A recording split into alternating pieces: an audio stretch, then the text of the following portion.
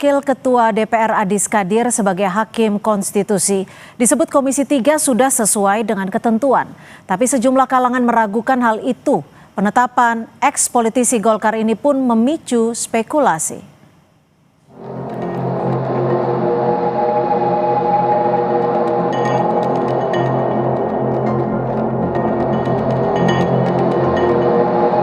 Mewakafkan salah satu kader terbaik Golkar yang dulunya adalah pimpinan DPR yang namanya Pak Adis Kadir, mewakafkan ke negara untuk menjadi hakim Mahkamah Konstitusi.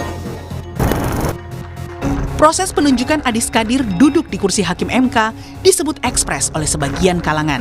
Lewat rapat paripurna yang digelar Selasa lalu, Adis Kadir resmi terpilih sebagai Hakim Konstitusi menggantikan Hakim Arief Hidayat yang memasuki masa purna tugas 5 Februari mendatang. Mengenai keanggotaannya sebagai petinggi di Golkar, Ketua Umum Partai Golkar Bahlil Lahadalia tegaskan, Adis bukan lagi kader partai. Ia menyebut Golkar telah mewakafkan Adis untuk menjadi Hakim Mahkamah Konstitusi. Kami hari ini mewakafkan salah satu kader terbaik Partai Golkar yang dulunya adalah pimpinan DPR yang namanya Pak Adis Kadir, mewakafkan ke negara untuk menjadi Hakim Mahkamah Konstitusi. Proses beliau menjadi Hakim Mahkamah Konstitusi sebelum diputuskan itu sudah melakukan pengunduran diri, baik dari kepengurusan maupun keanggotaan. Karena hakim itu kan harus independen. Karena kader Golkar inilah gudangnya para kader, jadi kita wakafkanlah yang terbaik. Sementara itu, pengamat hukum tata negara menilai penunjukan Adis Kadir sebagai Hakim MK tidak transparan. Pasalnya, fit and proper test yang dinilai singkat serta minim tanya jawab. Selain itu, keterkaitan yang terlalu dekat dengan partai politik dinilai dapat mengganggu persepsi independensi. Apalagi, MK sering menangani perkara yang berkaitan langsung dengan kepentingan partai politik. Tidak ada transparansi, kita nggak ada yang tahu, tiba-tiba sudah langsung dilakukan fit and proper testnya itu dan kemudian ditetapkan. Jadi itu juga bermasalah. Ada masalah besar karena walaupun kita belum punya aturan main dan sekarang kita punya mantan politikus yang ada juga di Mahkamah Konstitusi saat ini, tapi dalam kasusnya Adis Kadir lebih nyata ya, karena baru sekali dan juga keterkaitan dengan Partai Golkar dan apalagi dia sebagai salah satu pimpinan DPR itu juga sangat terkait erat dan masih berlangsung sebenarnya. Penetapan Adis Kadir sebagai Hakim MK dalam rapat paripurna Selasa lalu sekaligus membatalkan pencalonan Inosensius Samsul sebagai calon Hakim MK usulan DPR yang pernah ditetapkan pada 21 Agustus 2025 silam. Batal menjadi Hakim MK, Inosensius yang saat ini menjabat sebagai Kepala Badan Keahlian DPR akan mendapat penugasan baru. Terkait dengan Pak Sensi mendapatkan penugasan lain. Ya, jadi dapat penugasan lain dan ini juga sedang dalam proses juga. Nama Adis Kadir mencuat pada Agustus 2025 karena ucapan mengenai tunjangan perumahan DPR yang memicu kemarahan publik. Meski ia mengklarifikasi tunjangan tersebut tidak naik sejak 2010, tapi tak mampu meredam arus kritik publik. Sebagai respons, Partai Golkar kemudian menonaktifkannya sebagai anggota DPR sejak 1 September 2025. Namun, pada November 2025, Mahkamah Kehormatan Dewan memutuskan dirinya tidak terbukti melanggar kode etik, sehingga diaktifkan kembali sebagai anggota Dewan. Tim Liputan, Kompas TV. Saudara, penunjukan Adis Kadir yang seakan tiba-tiba menggantikan Inosensius Samsul jadi Hakim MK dinilai sebagian kalangan sebagai sebuah proses yang tidak transparan. Benarkah penetapan Adis Kadir syarat muatan politis? Kita bahas bersama anggota DPR fraksi Golkar Nurdin Halid dan juga peneliti Posdem Bang Ferry Amsari. Selamat petang Bang Ferry, selamat petang Pak Nurdin. Selamat petang, Assalamualaikum warahmatullahi wabarakatuh. Waalaikumsalam warahmatullahi wabarakatuh. Pak Nurdin, ini kan DPR sudah menetapkan Inosensius Samsul sebelumnya dalam rapat paripurna pada Agustus 2025 lalu untuk menjadi Hakim MK. Kok bisa orang yang sudah ditetapkan sebelumnya dalam rapat paripurna ini mendapat penugasan lain dan langsung digantikan oleh Pak Adis Kadir? Ya.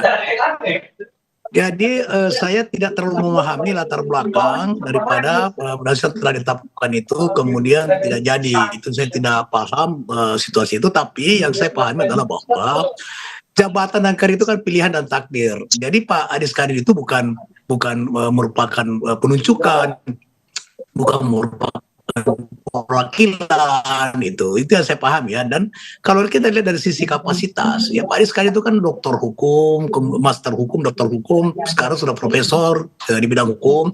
Jadi dari sisi kapasitas tidak perlu kita ragukan kompetensinya Pak Adis Kadir dalam menjalankan tugas sebagai hakim Mahkamah Konstitusi. Kalau dari sisi prosedur semua dilalui dengan sesuai dengan tata tertib, sesuai dengan undang-undang, sesuai dengan prosedur yang ada di Dewan Perwakilan Rakyat. Persoalan ada yang beranggapan bahwa itu tidak transparan, itu adalah sebuah praduga, dan itu wajar saja di era demokrasi sekarang. Apa saja itu pasti akan mendapatkan respon, ada positif, ada negatif. Nah, bagi Partai Golkar sangat senang karena ada kadernya yang terbaik yang sekarang sudah tidak menjadi kader lagi. Tapi sebelum kita ke sana, Pak Nurdin. Ya, sebelum kita ke sana Pak Nurdin, ini kan kalau kita melihat prosesnya seakan begitu cepat, seakan begitu terdesak ketika sudah ditentukan dalam rapat paripurna Pak Inosensius, tapi langsung digantikan. Apa yang sebenarnya terjadi? Apa sebenarnya yang melatar belakangi hal itu? Cepat atau lambat itu kan proses teknis saja. Yang penting bahwa proses itu dilalui sesuai dengan peraturan yang berlaku, sesuai dengan undang-undang, sesuai dengan tata tertib DPR, sesuai dengan mekanisme yang telah ditetapkan dalam pemilihan setiap hakim konstitusi atau penegak konstitusi. Itu yang paling penting, yang salah.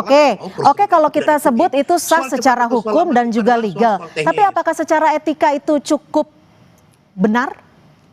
Nah sekarang kalau saya tanya apakah ada pelanggaran etika, Pak Adis Kadir itu ya sebelumnya kan dinonaktifkan oleh partai karena situasi pada saat itu, tapi kemudian ketika disidang oleh MKD itu tidak ada pelanggaran etika oleh Pak Adis Kadir, sehingga tidak ada. Nah kalau sore sekarang ini itu tidak ada pelanggaran etika itu. Nah kita lihat dulu kapasitasnya, apakah Adis Kadir itu punya kemampuan, punya kapasitas, punya kompetensi untuk jabatan itu. Menurut saya dari sisi keilmuan kemudian pengalaman, Pak Adis Kadir itu kalau nggak salah sudah 3 periode DPR. Jadi sebagai legislator, kemudian sebagai praktisi hukum, juga beliau sudah memiliki kompetensi yang sangat bisa diandalkan untuk menjadi hakim konstitusi gitu. Oke, saya ke Bang Ferry. Bang Ferry, bagaimana Anda melihat pemilihan, penunjukan dan juga dipilihnya Pak Adis Kadir sebagai hakim MK di saat Agustus lalu nama Inosensius Samsul sudah ditetapkan? Ya, pertama ada 2 problematika serius. Satu, cacat prosedural sesuai dengan ketentuan Undang-Undang MK bermasalah, dan kedua nir etika baik yang memilih maupun yang dipilih. Melanggar undang-undang karena melanggar prinsip-prinsip dalam seleksi hakim konstitusi. Misalnya kita ambil contoh prinsip keterbukaan. Praktik sebelum ini, sebelum kasus Pak Aswanto dan Guntur Hamzah, lalu dilanjutkan Pak Inosensius dan Pak Adis Kadir, DPR itu melakukan proses terbuka dengan pengumuman terlebih dahulu di berbagai media massa. Prof. Nurdin Halid bisa lihat itu peralihan perubahan itu. Di pengumuman itu dibuka kesempatan orang yang punya syarat atau memenuhi syarat untuk mendaftarkan dirinya sebagai calon hakim MK, lalu akan di fit and proper test di DPR. Lalu dilakukan pemilihan. Jadi itu prinsip keterbukaan dibaca di penjelasan Undang-Undang MK, salah satunya pengumuman kepada publik. Bahkan setelah pengumuman lalu ada orang yang mendaftar, DPR membuka ruang bagi publik untuk memberikan masukan. Aneh sekali proses ini tidak ada yang sesuai dengan prinsip itu. Kedua, syarat jadi hakim konstitusi itu kan berdasarkan konstitusi 4 ya. 1, integritas ya, lalu kemudian negarawan, paham ketatanegaraan dan konstitusi. Saya mau ke poin itu Mbak sebentar. Poin itu menjelaskan begini, bagaimana seorang negarawan adalah orang kami tangkap Bang Ferry. Belum, ini belum nangkap. Silakan singkat dulu. Bertindak atas kepentingan negara, bukan dirinya sendiri. Bagaimana orang yang bicara soal gaji DPR lebih penting lalu ingin DPR naik, sementara gaji honorer belum ya. Lalu orang ini yang menimbulkan keributan di bulan Agustus. Sekarang dia menjadi wasit konstitusional kita. Harusnya statement itu, negarawan itu lebih mendahulukan diri orang banyak dibandingkan dirinya sendiri. Nah, bagi saya aneh nih pilihan ini. Kedua yang bermasalah itu adalah soal apa yang kita sebut etika. Bayangkan DPR sudah milih orang, lalu memberikan akad bahwa ini adalah hakim yang terpilih, tiba-tiba hakim itu ditarik kembali. Itu kurang etika berbahaya. Saya nggak terbayang perasaan Pak Innocentius ya.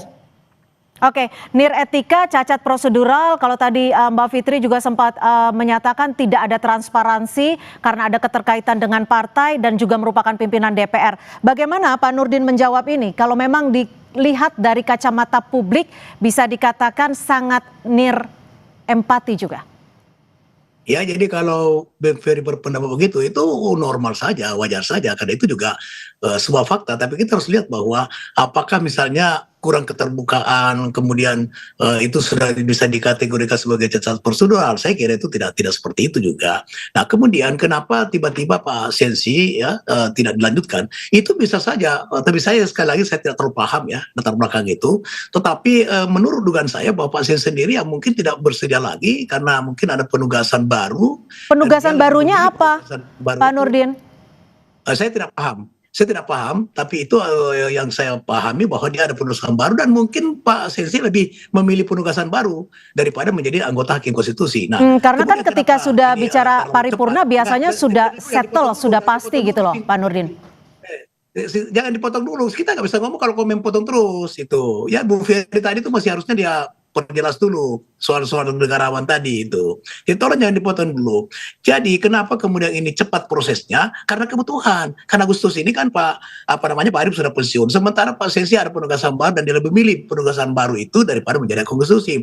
Itu yang membuat salah satu faktor sehingga ada percepatan dalam pemilihan itu. Tapi yang paling penting bahwa seluruh prosedur itu kemudian dilalui oleh DPR sesuai dengan tata tertib, sesuai dengan undang-undang. Saya kira itu yang paling penting. Kemudian kalau dilihat dari kapasitas, sekarang saya katakan bahwa tidak ada yang pernah dilakukan soal kompetensi daripada Pak Adis Kadir. Beliau sudah berpengalaman sebagai legislator. Saya secara pribadi sangat baik ya, bukan karena beliau juga sebagai orang Bugis, tapi track record-nya itu saya paham betul, saya ikuti betul, dan dia punya kompetensi kapasitas untuk itu. Tapi kalau dikatakan etika?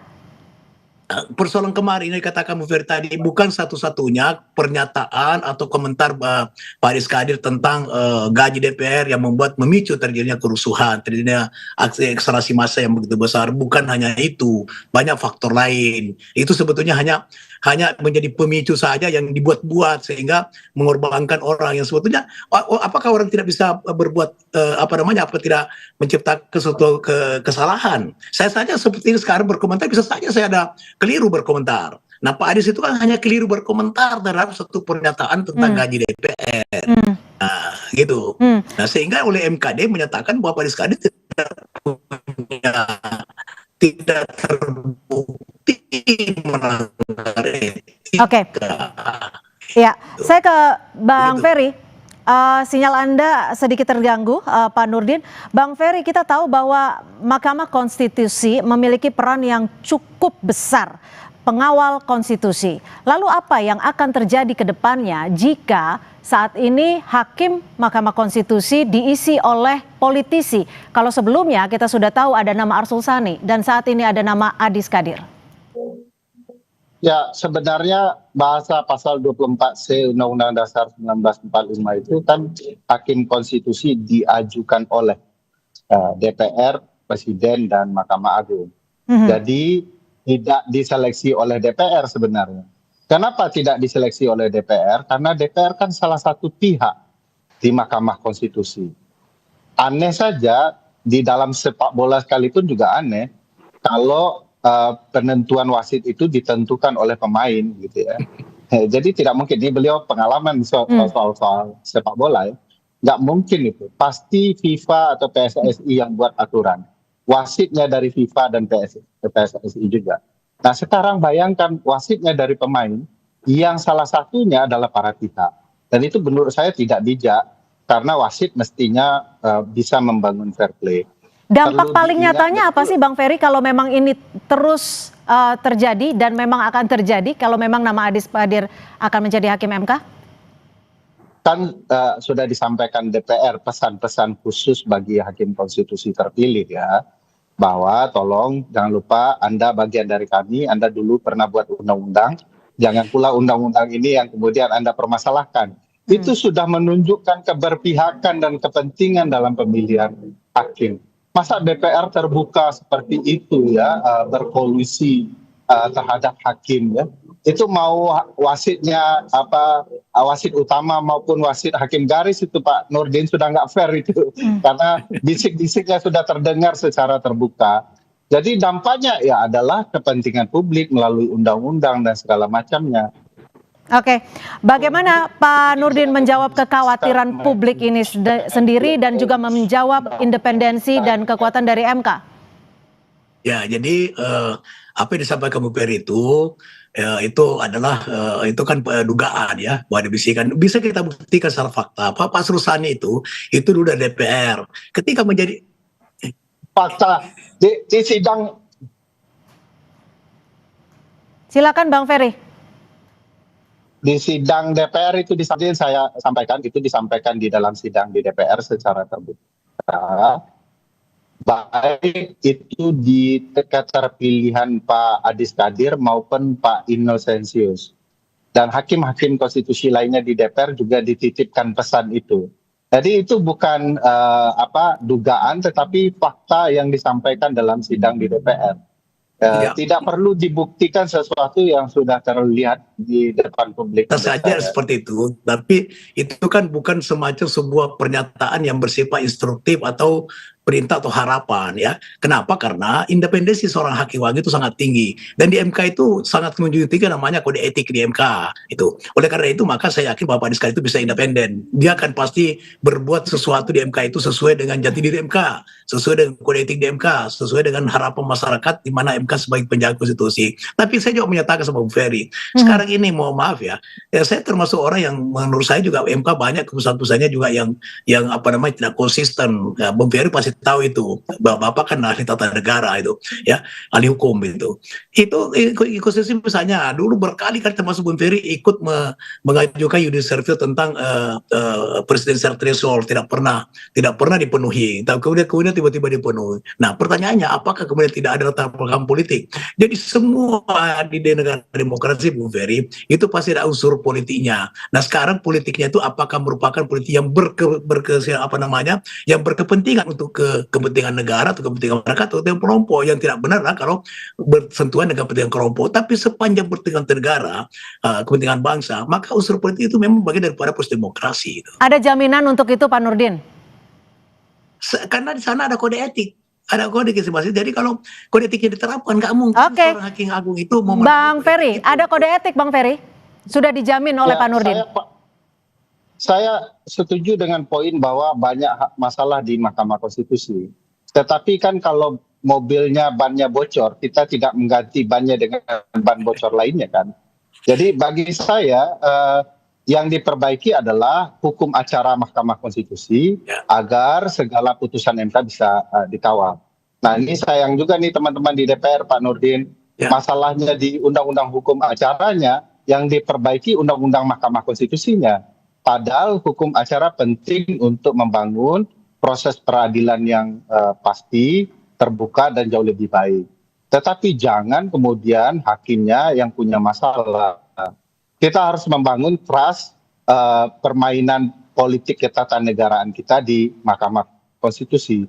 Sebagai wasit mereka harusnya orang-orang yang kredibel, yang bisa terpercaya, yang tidak memiliki pertanyaan publik, itu paling bagus ya. Dan kalau bisa ya, yang kalau ini bukan kan harus dibaca lulusannya, track recordnya, dia menulis ilmiah di mana, bagaimana penulisan itu kredibel atau tidak. Saya paham juga teman-teman politik itu akan selalu kesal dengan MK ketika mereka merasakan mereka diputus secara tidak adil. Menyesal juga mereka milih orang-orang yang kemudian Oke, Bang Ferry, jika kondisinya memang sudah seperti tapi ini. begitu mereka berkuasa, mereka melakukan hal yang sama gitu ya.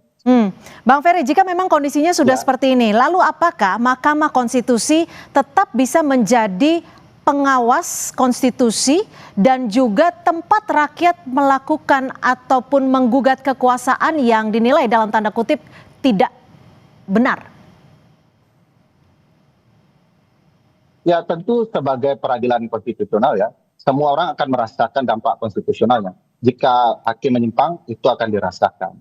Dan kalau mereka benar, mereka akan bahkan melindungi MK. Kita tahu kasus putusan Mahkamah Agung nomor 60 yang kemudian disidang di MK, dan MK melindungi kepentingan publik. Publik marah kalau itu mau diganggu oleh DPR. Nah, apakah kita bisa berharap? Berharap itu sesuatu hal penting sebagai orang hidup ya. Saya meyakini masih banyak putusan-putusan MK yang baik. Di tengah lautan putusan MK yang dikritik oleh publik, dan saya rasa MK sedang memperbaiki diri. Oleh karena itu politisi berupaya mengganggu MK saat ini dengan menempatkan wajah-wajah yang dipertanyakan publik. Baik, terima kasih peneliti Posdem Ferry Amsari, dan terima kasih juga Pak Nurdin Halid, anggota DPR fraksi Partai Golkar. Terima kasih, selamat sore.